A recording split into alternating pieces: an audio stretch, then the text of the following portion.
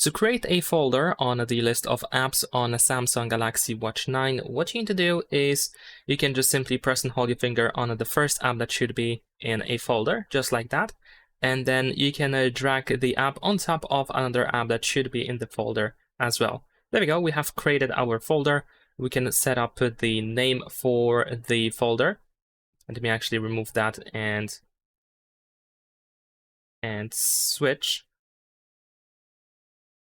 There we go. So here we can, of course, open our keyboard and you can just type anything, any name for the folder.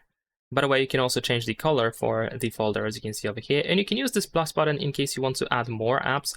So for example, I'm going to include this one and this one as well. And once you select everything, then you should be able to add them. There we go. We can just tap on a done. And of course, you can keep dragging more apps into the folder. That works as well. And there we go, we have our folder with apps. Leave a like and subscribe.